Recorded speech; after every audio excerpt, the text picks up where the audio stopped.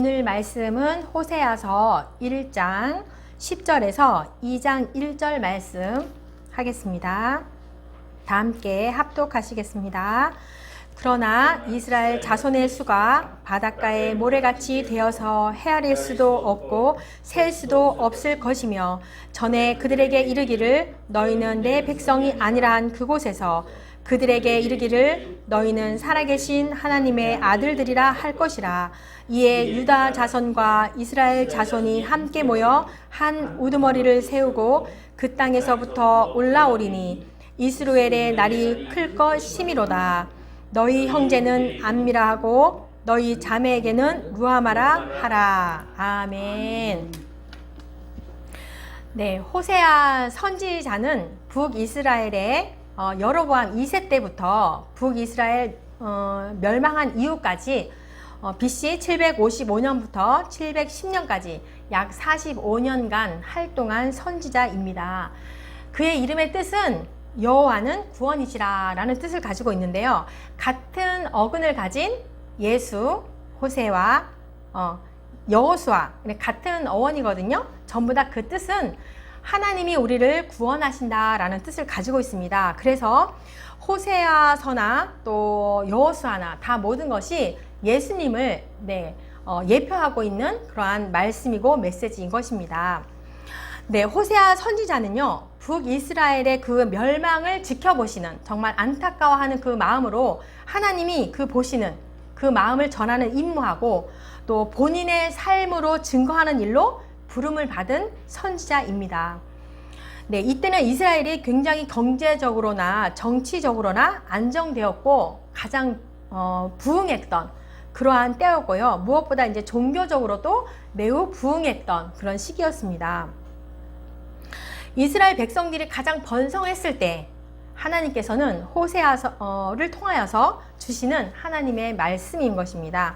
1절 말씀에 보면 우시야와 요담과 아하스와 히스기야가 이어 유다 왕이 된 시대 곧 요아스의 아들 여로보암이 이스라엘 왕이 된 시대에 부엘리의 아들 호세아에게 임한 여호와의 말씀이니라. 네, 이스라엘은 원래가 한 국가였죠. 한 국가였고 왕 제도가 필요 없었던 그런 국가였어요. 그래서 하나님께서 직접 사사기를 통하여서 통치를 하셨던 그 이스라엘 국가였죠. 그런데 이제 백성들이 다른 이방 나라처럼 우리도 왕을 있기를 원합니다 라고 하니까 하나님이 마지못해서 허락을 하셨죠. 그래서 이제 초대 왕으로 사울 왕을 이제 세웠지만 얼마 못 되어서 폐위를 하고 그 다음에 이제 다윗 왕이 세워지고 그 다음에 솔로몬 왕이 세워지고 우리가 다 알다시피 이 솔로몬 왕은 굉장히 지혜로운 왕이잖아요.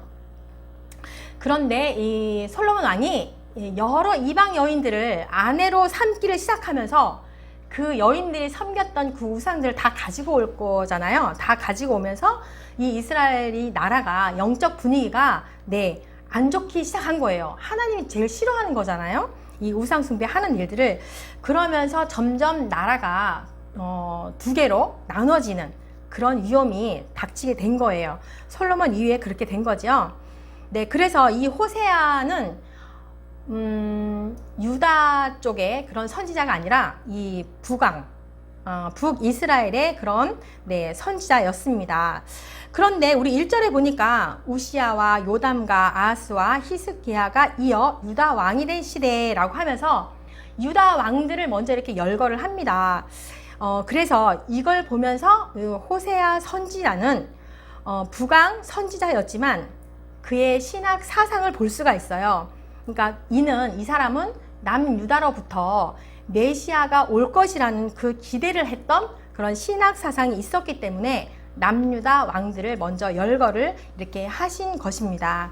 그래서 호세아서에 기록된 시기를 보면은 우리가 1절에 읽은 것처럼 남유다는 히스기야 왕이 통치해왔던 그런 때였고 북이스라엘은 여로보암 2세가 통치해왔던 그런 시대였습니다. 그래서 이스라엘은 솔로몬 이후에 가장 많은 영토를 차지했던 시기, 그리고 경제적으로 아까도 말씀했지만 경제적으로 가장 번성했던 시기, 종교적으로도 가장 이렇게 성장했던 시기였어요. 그런데 하나님께서 이런 경제적으로 가장 번성하였고 종교적으로도 가장 성장하였던 이 시기에 여로보암 2세가 다스리던 이 이스라엘에게 하나님께서 주시는 말씀인 거예요. 2절 말씀 보니까 여호와께서 처음 호세아에게 말씀하실 때 여호와께서 호세아에게 이르시되 너는 가서 음란한 여자를 맞이하여 음란한 자식을 낳으라. 이 나라가 여호와를 떠나 크게 음란함이니라 하시니.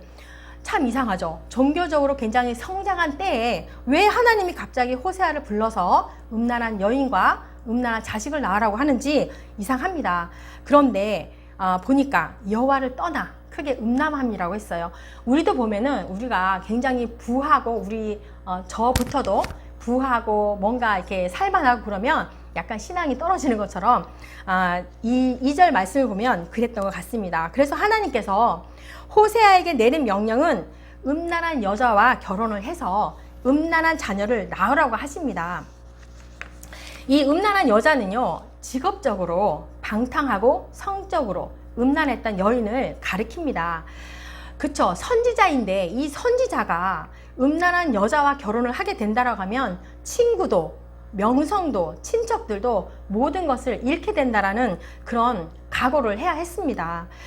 그럼에도 하나님은 호세아의 이 결혼을 통해서 이스라엘에 대한 하나님의 사랑을 일깨워주고 싶었기 때문에 이렇게 한 것입니다. 네, 불의한 이스라엘에 대한 하나님의 사랑을 상징한 것이고 더 나아가서 예수 그리스도의 십자가 사건을 통하여서 나타나신 죄인들에 대한 하나님의 사랑인 것을 말하고 있는 것입니다. 그래서 음란한 여인인 고멜이 호세아와 결혼을 한 후에 다른 남자와 얻은 자녀들의 이름이 나옵니다.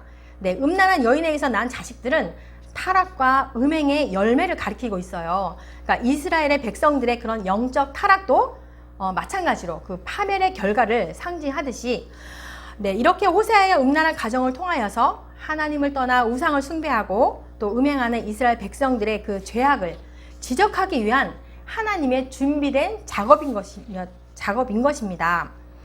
이것은 먼저 하나님께서 이스라엘에 대한 사랑이 나타낸 것이고 하나님께서는 음란한 여인의 고멜과 같은 이스라엘을 사랑하셨고 그래서 음란한 여인의 고멜과 같은 여인을 맞이하라고 말씀하신 것입니다. 2절의 후반절에 보니까 이 나라가 여호와를 떠나 크게 음란함이니라 라고 했는데 이스라엘 백성들은 이렇게 하나님을 섬기지도 않았고 여호와를 따르지도 않았고 우상을 숭배하고 이렇게 했습니다. 그래서 특정 소수인들만 이렇게 음란한 것이 아니라 온 나라 백성들이 이렇게 우상 숭배로 음란했다라고 합니다. 이 같은 행위는 하나님께서 이스라엘과 시내산에서 맺은 언약을 깨트리는 것이고 영적 순결을 잃어버린 행위인 것입니다. 출애굽기 6장에 보면 하나님께서 먼저 우리에게 약속을 했어요.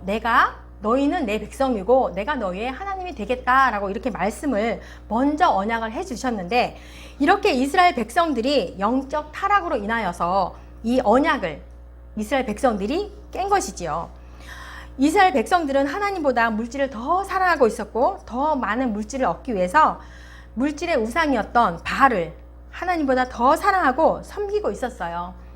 이 모습을 바라볼 때 하나님께서는 영적인 음란이라고 한 것입니다.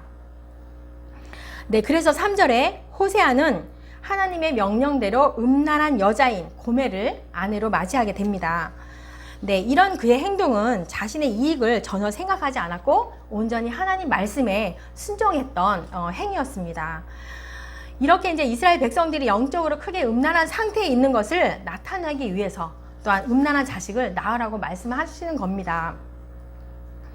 이스라엘 사람들은 이렇게 자녀들에게 바라는 소원을 담아가지고 자녀의 이름을 지어줬거든요. 근데 호세아의 자녀들을 이렇게 이름을 보면 이상합니다. 하나님께서는 이 같은 이름을 통하여서 이스라엘 백성들의 죄가 장차 어떤 결과를 낳을 것인지를 대해서 메시지를 주기 위함이었던 것입니다. 한번 보겠습니다. 고멜이 낳은 첫째 아들의 이름은 4절 보니까 이스루엘입니다. 이스루엘. 하나님께서 흩으신다라는 뜻과 하나님께서 뿌리신다는 뜻을 동시에 지니고 있습니다.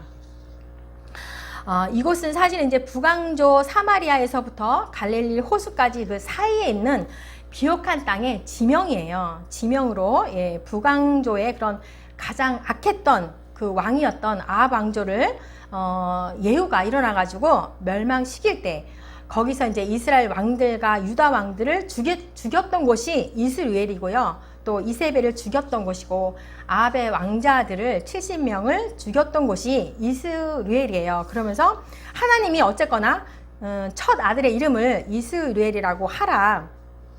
그러면서 그 피로 혁명을 일으켜서 예후 왕조만 멸망하는 것이 아니라 북왕 이스라엘 족속의 나라를 폐할 것이라고 이렇게 말씀을 하면서 첫 아이의 이름을 이스라엘이라고 이렇게 한 것입니다. 하나님께서 이스라엘 백성들을 책망하고 경고하기 위해서 그 이름을 하나님께서 흩으신다는 뜻을 사용하셨고, 또한 이제 그들에 대한 언약의 회복과 구원의 약속을 나타내기 위해서 하나님께서 뿌리신다라는 그런 의미를 같이 사용한 것이죠. 네, 흩으신다라는 거는 그쵸? 이게 모두가 다 그 바벨 그 포로로 다 갔을 때 그걸 흩으신다라고 했고, 다시 그 이후에 회복하시면서 다시 하나님께서 심으시고 뿌리신다는 그런 회복의 의미인 거죠. 네, 두 번째 딸의 이름을 보겠습니다. 6절에 보니까 로루하마라고 이렇게 하는데요. 그 뜻은 내가 다시는 이스라엘 족속을 긍휼히 여겨서 용서하지 않을 것이다 라는 그런 뜻을 가지고 있고, 세 번째 아들의 이름은 9절에 로암미라고 합니다. 너희는 내 백성이 아니고 나는 너희 하나님이 되지 아니하라는 그러한 뜻을 가지고 있어요. 근데 어느 날 호세아 이 아빠가 새 아이들에게 이름을 부릅니다. 이름을 부를 때 그렇잖아요. 첫째 아이는 이스라엘이 망한다 라고 부르시는 거고, 둘째 딸의 이름을 부를 때는 하나님이 너를 긍휼히 여기지 않으신다. 그죠? 셋째 아들의 이름을 부를 때는 하나님의 백성이 아니다 라고 이렇게 부른다는 거예요. 그 이름을 들었을 때 참 슬픈 일이잖아요. 그죠? 그래서 하나님께서는 첫째 아들을 통해서 영적으로 음란했던 이스라엘을 멸망시키겠다고 말씀하고 계시는 것이고, 둘째 딸을 통하여서 영적으로 음란한 이스라엘을 더 이상 사랑하지 않겠다고 말씀하고 계시는 것이고, 셋째 아들을 통하여서 영적으로 음란한 이스라엘을 더 이상 내 백성이라고 부르지 않겠다라고 말씀하시는 거예요. 그들과 더 이상 함께하지 않겠다라고 말씀하고 계시는 것입니다. 네, 잘 보시면 이것은 정말 미워해서가 아니라 다시 돌아오라고 징계하시는 하나님의 사랑을 잘 표현하고 있는 것입니다. 그치요? 관심이 없는 사람은요, 신경도 안 써요. 그죠? 사랑하면 할수록 더 크게 사랑의 분노를 하시는 것처럼 호세아서에서 나타난 하나님의 분노하심은 하나님의 사랑을 타협해서도 안 되고, 우리의 연약함이나 우리의 무능함으로도 실패될 수 없다는 것을 보이는 것이 하나님의 분노인 것입니다. 비록 너희는 그 분노의 선을 넘었지만 나는 여기서 멈추지 않겠다라는 그런 사랑의 분노인 겁니다.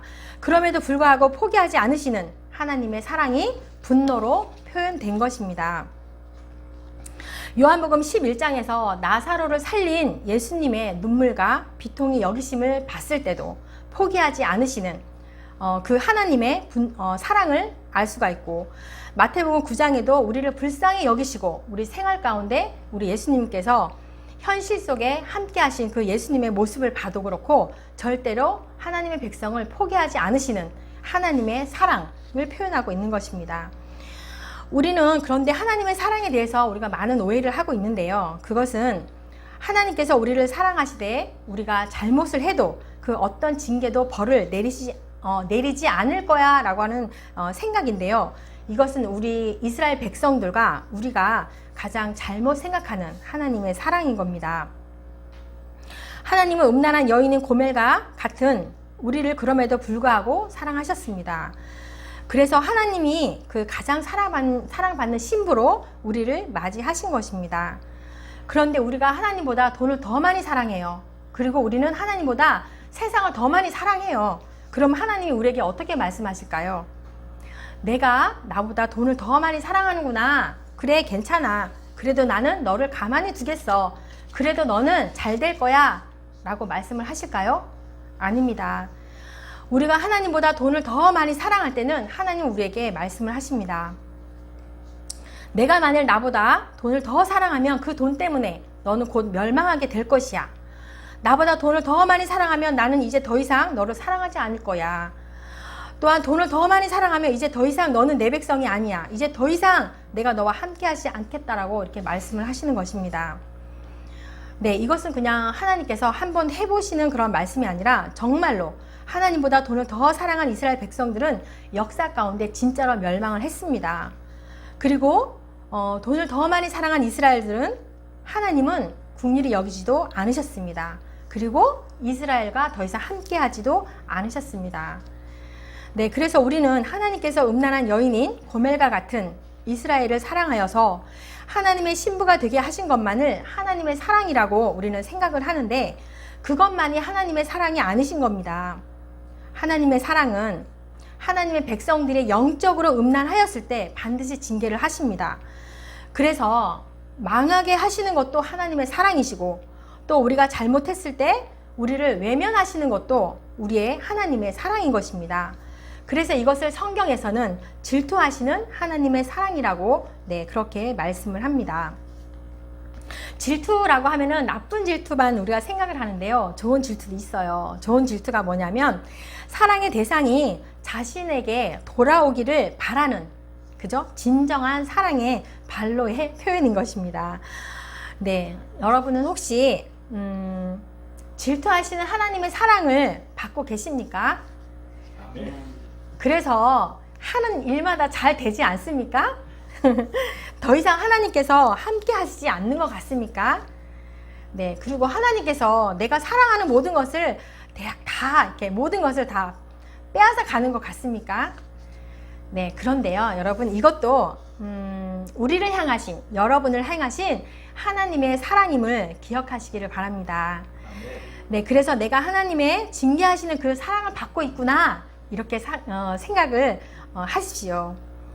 그런데 그런 우리에게 희망이 있지 않습니까? 오늘 본문 읽은 것처럼 호세아서 1장 10절에서 2장 1절의 말씀입니다. 네, 10절을 보시면 하나님께서 사랑하기 때문에 이스라엘을 내 백성이 아니라 한 그곳에서 그들에게 너희는 살아계신 하나님의 아들들이라고 하실 때가 온다는 거예요. 그리고 11절의 말씀 보면 하나님께서 사랑하기 때문에 이스라엘을 멸망시키지만 장차 한 우두머리를 세워서 이스라엘을 크게 하실 때가 온다고 말씀을 합니다. 네, 여기서 이제 이스루엘의 날이 클 것이다 라고 한 말씀은 하나님께서 이스라엘 백성들과 맺은 언약을 회복시켜 주시고 하나님의 택한 백성들이 죄를 회개하고 당신께로 돌아오기만 하면 그들을 용납해 주시고 그 저주가 축복으로 될 것을 약속해 주시고 돌아오기만을 기다리고 계시는 겁니다. 네, 집을 나간 탕자가 집으로 다시 돌아오기만을 기다리는 아버지처럼 하나님을 떠난 자가 다시 돌아오기를 늘 기다리고 계시는 분이 바로 우리 아버지이십니다. 또 2장 1절 말씀에 보면 하나님께서 사랑하기 때문에 너희가 내 백성이 아니면 내가 더 이상 너를 사랑하지 않겠다라고 말씀하셨지만 이제 너희는 내 백성이고 너희를 다시 사랑하겠다고 말씀하실 때가 곧 올 것이라고 말씀을 한 것입니다. 그것은 바로 이제 이스라엘 백성들이 바벨론 포로 이후에 다시 이제 회복시켜 주실 것이라는 그런 말씀인 거죠. 그래서 전체적으로 보면 3절에서 9절까지의 말씀은 이스라엘을 하나님이 너무너무 사랑하시기 때문에 징계하시는 하나님의 사랑을 표현하고 있는 거고 10절에서 2장 1절의 말씀은 하나님께서 이스라엘 백성들을 너무너무 사랑하기 때문에 회복하시는 하나님의 사랑을 잘 표현하고 있습니다. 네, 그런데 여러분 이런 징계와 회복 사이에 절대 그냥 이루어지진 않습니다. 징계와 회복 사이에는요 하나님은 철저한 회개를 우리에게 원하시고 있습니다. 그것이 바로 호세아서의 그 메시지입니다.